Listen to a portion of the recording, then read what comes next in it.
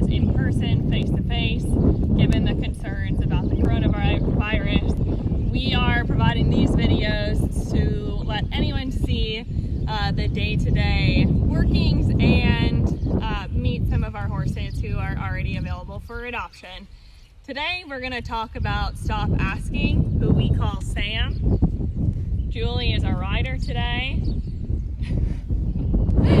Sam is a 2017 gelding, so he's just 3 years old.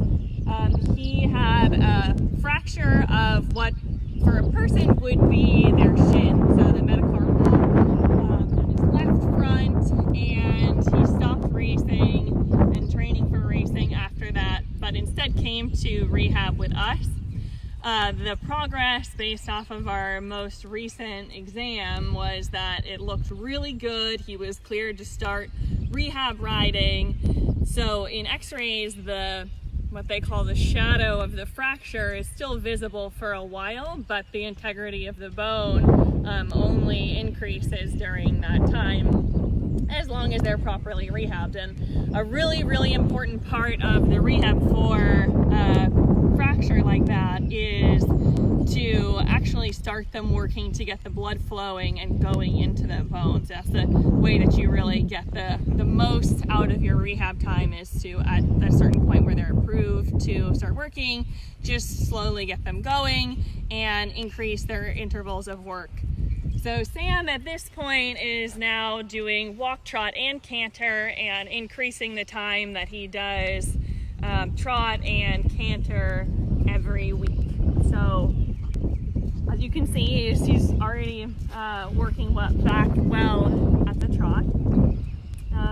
One of the things that we're working on with him, try to get out of your way, is to work on getting him to stretch down long and low.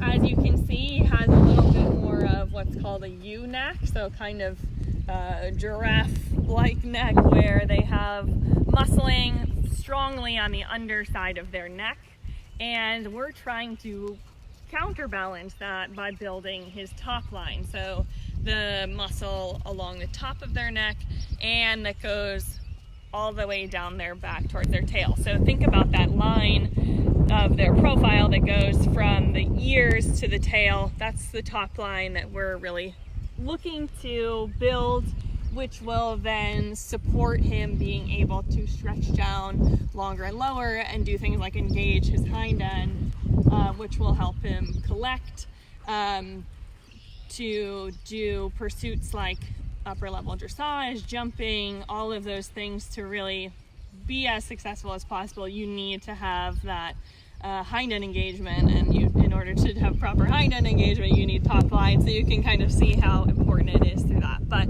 Sam is stepping up really nicely. You can see his front legs and his hind legs meet up almost, and you see the diagonal pairs move together, but the front and the back pairs like basically meet up.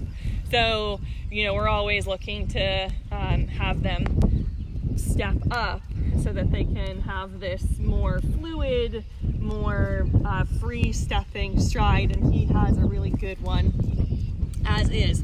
So while I'm talking, if anybody has questions about Sam, feel free to type them into the comments, and Amanda, who's filming, will let me know and ask me so we can address that.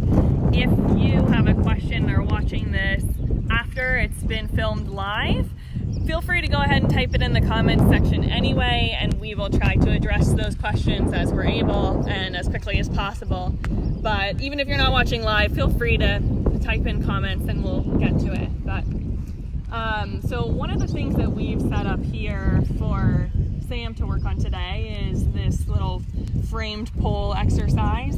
And what's neat about ground poles is that you can do so many things with them, so many different type of exercises.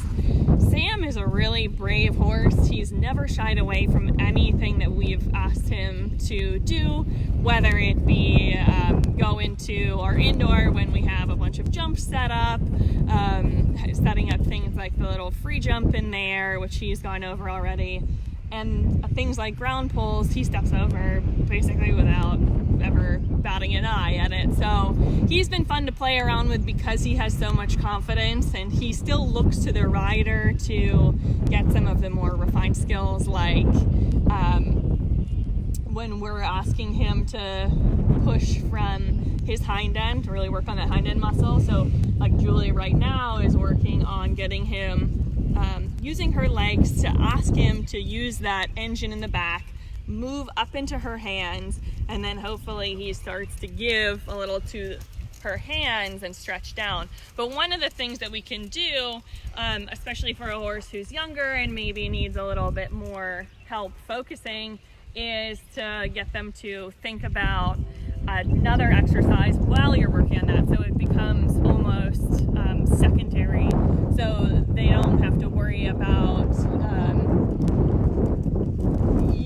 thinking too much about, like, if you were just directly asking him to give, you don't want to get into an argument, so to speak, over it. If they get really focused on that stress because they're just not sure what you're asking, then they can just get themselves a little bit psyched out about it. So doing something like this, where she's asking him to step up and engage his hind end to move fluidly over the ground poles, he has to think about stepping over the ground poles, so he's not so much thinking about what's happening with his head, and then you can push him up into it and stretch anyway. So it's a little bit of a mind hack, but it has benefits way beyond just, learning how to step over a ground pole. Awesome. So we're going to change this challenge up a little bit. Julie doesn't know this, so this makes it even more exciting. I'm going to move these blue blocks, and we're going to ask her to come over it this way.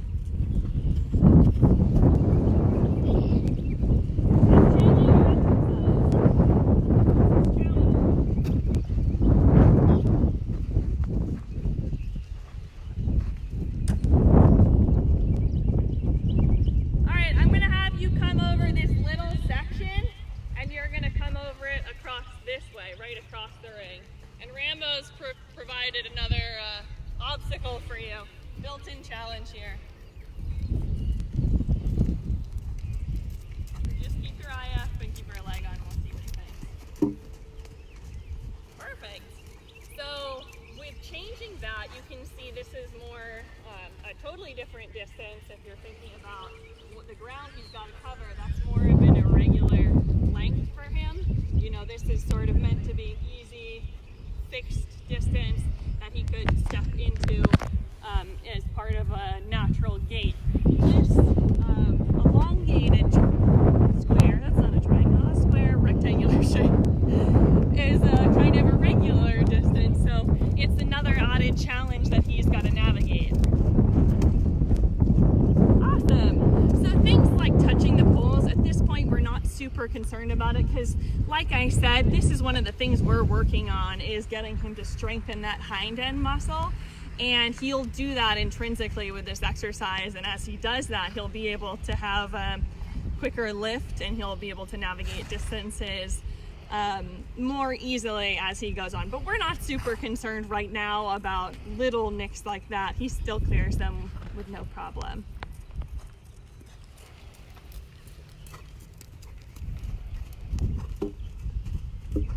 Good. Awesome.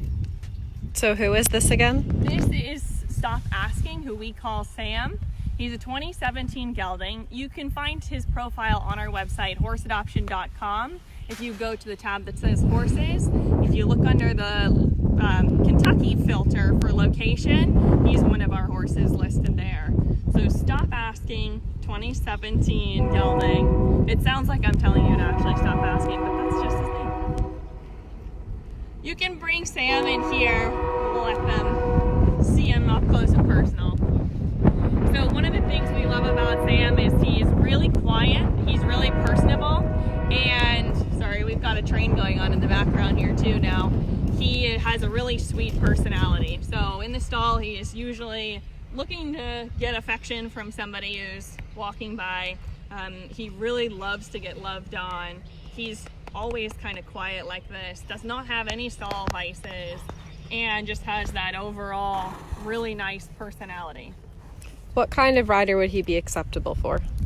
Sam would do well with a rider who has experience bringing along young horses given his age, but he's a really good 3-year-old. Like, personalities can change as they mature and their confidence changes, but this is an awesome foundation to start from. So you could probably get away with having somebody who is considered an advanced intermediate with a trainer, as long as you're working with somebody who knows the whole process of bringing up a young horse and the different changes they'll go through. But he has an easygoing personality. He just needs some of the sophistication.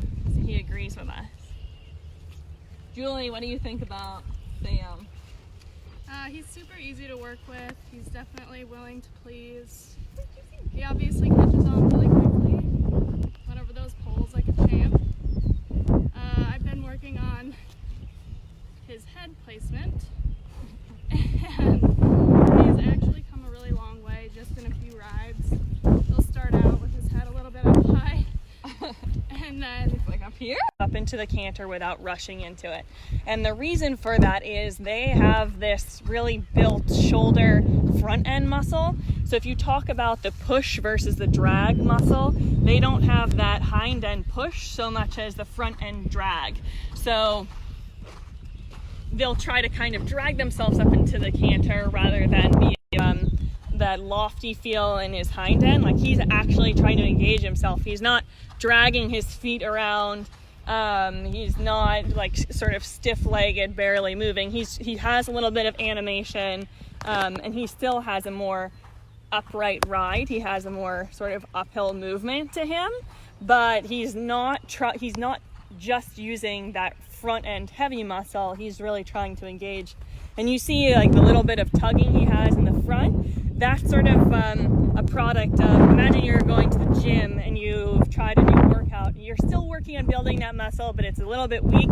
So you're not going to have that really fine-tuned, hard motions. Like, I know for me, doing things like crunches, if you do it slowly, it can actually be harder. So they can kind of try to rush through things because it's a little bit easier, especially when they don't have that really fine-tuned muscle.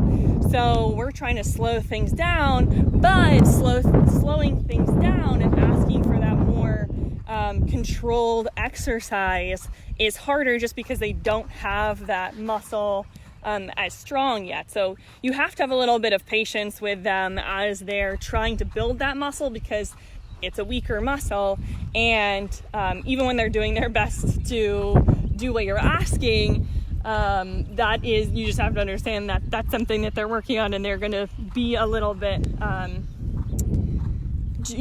not trying to get out of the exercise, but just trying to navigate it, and they're trying to process it the way that they know how. And so you're going to have a little bit of feedback like that, where they're saying, I'm trying, but this feels a little funny. I thought that was pretty good. What do you think? great. Big improvement. A big improvement. I agree. That is a world of change from what it was before. He's definitely learned a lot. He's been an awesome student. So if we don't have any other questions, no questions right now, feel free to ask questions even after the live showing. We'll try to get to them as quickly as we can. But Sam has proven to be a really awesome sport horse prospect. He's not expected to have any limitations. We're just working again on that kind of fine-tuning aspect of his rehab rides. But if you're interested in him, definitely make sure you're an approved adopter. And if you're already an approved adopter, or you will be soon, I would move on this guy fast if you're interested. I'm happy to answer any questions, but we will be putting up his adoption fee once he's officially out of the rehab ride phase. But hey, if you can handle something like that, it's not super hard right now. Rehab rides doesn't need to be scary, but he's looking for his right person already, and we think he's going to be a really stunning prospect. So again, visit our website, horseadoption.com. If you click on the tabs that says horses, you'll see all of our horses who are available for adoption, and we're posting new horses all the time. Even this morning, we put up